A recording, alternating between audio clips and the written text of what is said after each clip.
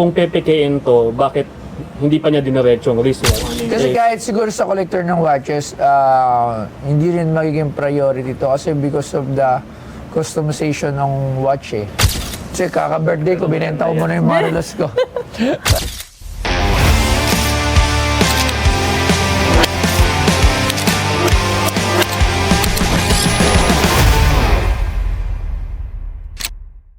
Yan. Hindi ako makahinga, Laps. Paano? Kakain ka naman ng kain. Oy, magandang hapon po. Magandang hapon po, sir. Galing po kami ng Pampanga. Magandang hapon po. Sir, lagay po natin to sa inyong damit para po kayo maintindihan. Ito din po.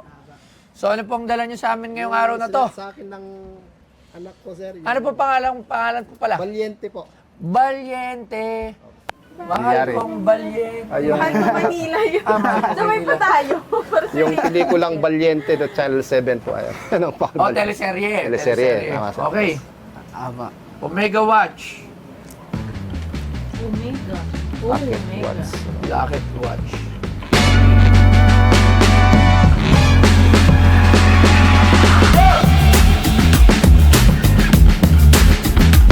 Ang pocket watch ay may kakaibang kasaysayan. Pinaniniwalaang naimbento ito noong 1510 ni Peter Henlin, isang clocksmith mula sa Nuremberg, Germany. Bago ito, noong maagang bahagi ng ika-16th century, ang mga orasan ay mabigat at isinusuot sa leeg hanggang sa nagkaroon ng iba't ibang disenyo. Ang mga pocket watch ang pinakakaraniwang uri ng orasan mula sa kanilang pagbuo noong ika-16th century hanggang sa ang mga wristwatch ay naging popular pagkatapos ng World War I, kung saan may isang transitional na disenyo. Sa simula, ang mga mayayaman lamang ang makakabili ng pocket watch at parang mga dekorasyon lamang ang kanilang itsura. Sa paglipas ng panahon, naging mas karaniwan ang mga ito, pero patuloy pa rin itong nagpapakita ng katayuan sa lipunan. Karaniwang yari sa ginto o pilak ang mga pocket watch ng mga mayaman.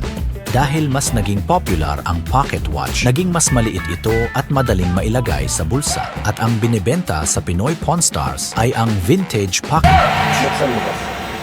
Double tap ka. Double yan. Oh, yan. Yan. Yan. Alam ko yung mga ganito kasi is mga gold to eh. Parang, If meron not- bang gold na? Silver yata yan, boss eh. Hindi yung loob, silver din. Hindi, yung parang ano ko lang, yung kaha niya. Kasi may tatak, boss eh. O sana yung gano'n natin? Yung gano'n. Jeng! Yung lente natin! Nakikita lang kita dati sa ano ngayon, nasa personal ka na. Ay, naku. Yung lente. Bumili ka? Nakikita ko kasi yung mga ano mo, boss eh. So, Lenny, Mga vlog mo eh. bago tayo tumawag ng expert, titignan muna natin to. Okay. May palente si Kunyari, marunong ako. Pero gusto ko lang makita kasi yung mga nakasulat ba. Di ba? Actually, maraming mga Omega Watch na may halaga. May mga value. So, sana isa to yun. Kasi boss, yung vlog mo dati, Rolex yung suot mo eh. Kasi napapanood kita eh. Ay, wow. Oo, tsaka yung kay Pacquiao. Na, Wow, Omega. ano ba yan? Rolex din nata yun eh. Silver nga. Nakita mo, love? Silver siya. Yung nakaukit. Tsaka yung peche na boss, may nakalagay dyan na Prix 1900. Kaso ito ay nabuksan na. Yes, ay makikita sa mga screw niya. Lahat na screw niya ay nabuksan na. At actually lahat bukas na talaga to. Paano malalaman boss? Pagka... Makikita niyo po lahat ng screw niya. Tingnan niyo po, silipin niyo pa. Na ginamitan na siya ng pantanggal lahat. Yan, o. yung parang medyo may mga gas-gas. Pinakang gitna, makikita niyo po na in-open na siya lahat po. So, it means na-open na siya. Working po ba? Parang hindi na yan. Tapos para kasi pag ano, nandyan lang, ganyan lang eh. Okay, kasi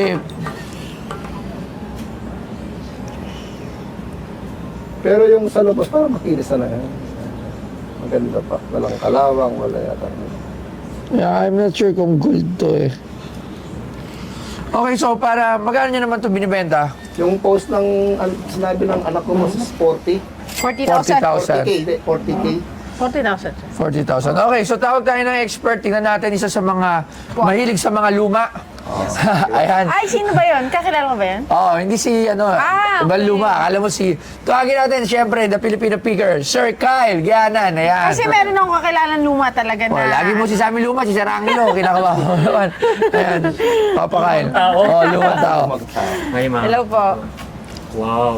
Yan, Omega, na tinignan ko na siya. Oo. Hindi pa naging pocket watch, sayang. Yun ang mas maganda ngayon. Boss, Yung, parang pocket watch sa tayo eh. Kinonvert? Para bang... Oo nga, parang meron na yung pala, Parang linagay lang po ata ito.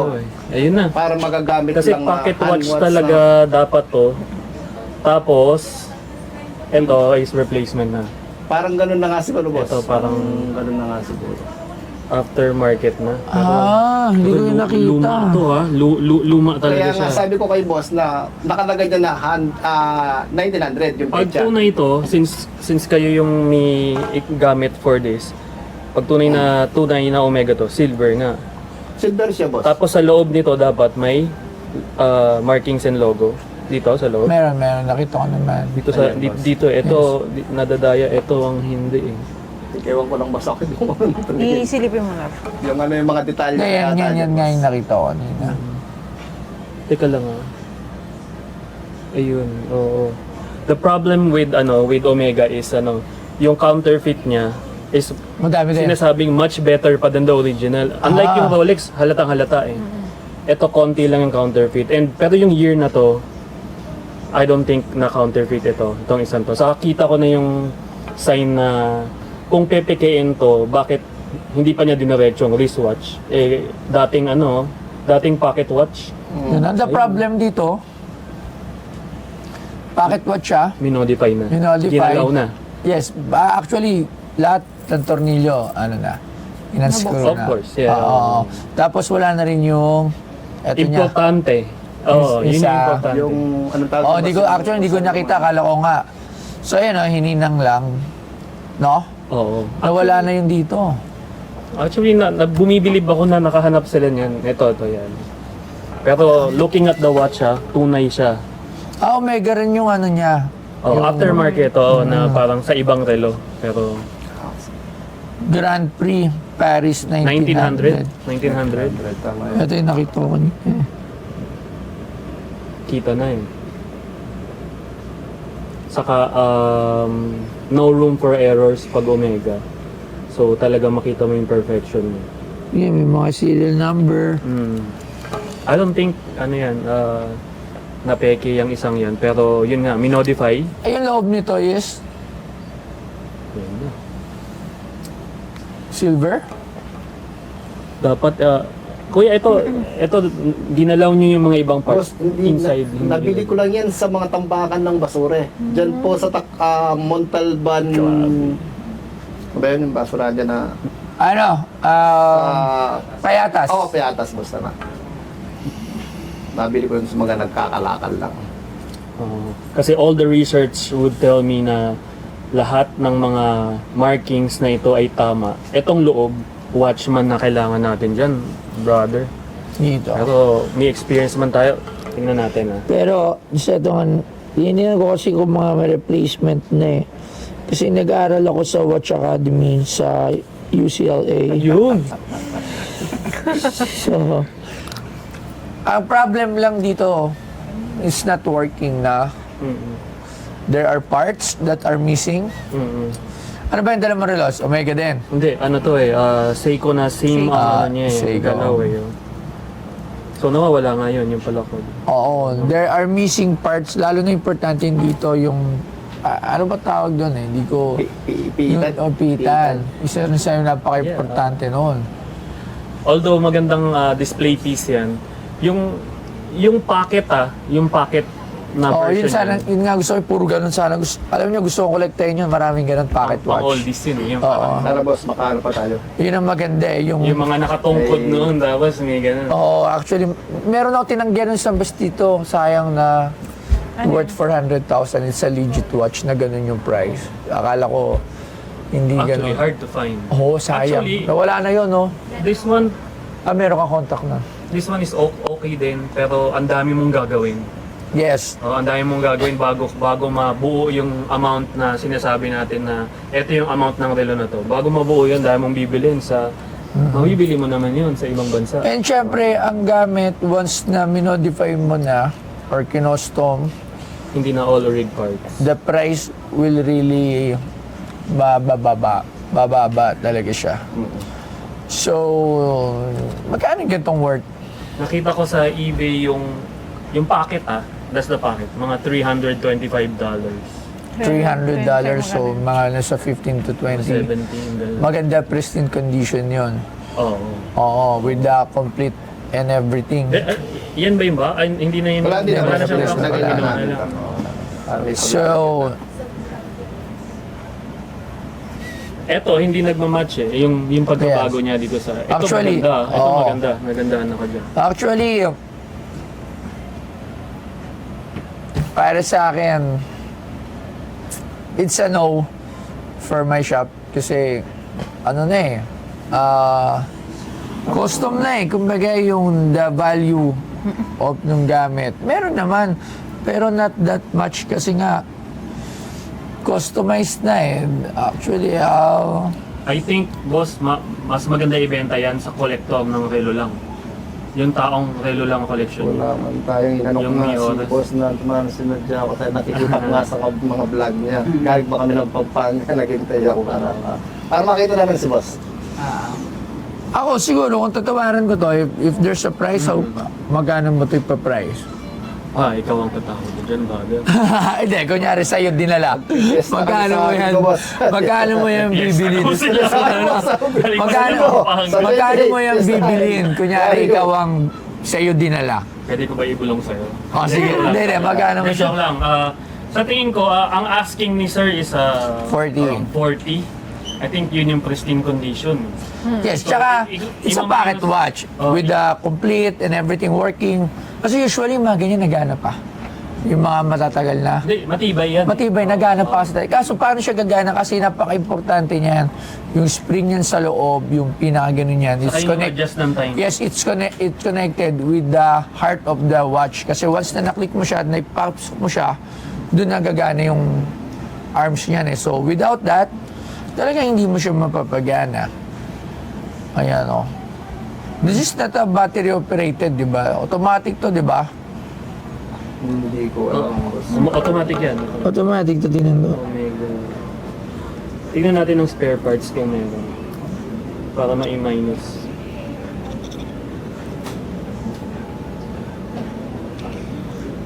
Actually, ito yung kamay sa loob. Nagalaw na din. Claire. May sound. Yan So kasi sobrang matikuloso ng mga watches. Watches are talagang sobrang, ang daming mamahaling watches. Lalo na ngayon na sobrang metikuloso when it comes to checking the watches.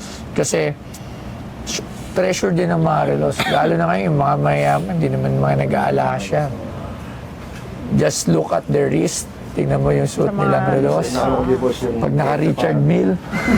Ano yung 1900, yung Yes, oo. yung sabi ko, napakatanda na relo siguro to. So, ano masasabi mo? Relong ganyan siguro. Paano yun? Ang ganda lang talagang tignan. Piti yung mga ukit, yung mga detail niya. Yes. Ang ganda ng detail niya. Talagang Levels na kaya. very fine yung detail niya.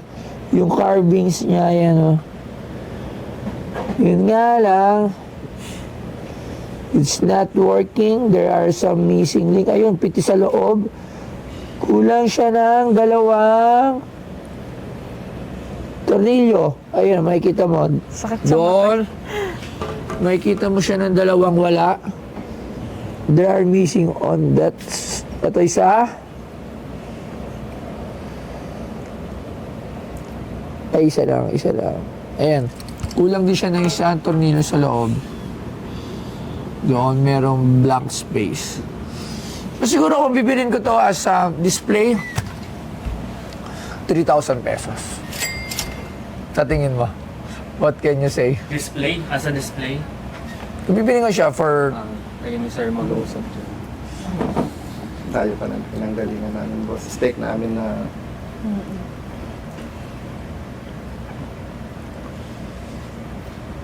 Actually, ang nangyayari kasi ngayon, boss, is parang kagaya yung sinabi ko, nagsabi kami sa iyo na pwede mo yung ibenta sa tunay na yung collection niya ay relo lang. Pero since gusto mong ibenta sa kanya, and he already said no, mag-meet kayo sa gitna, somewhere there.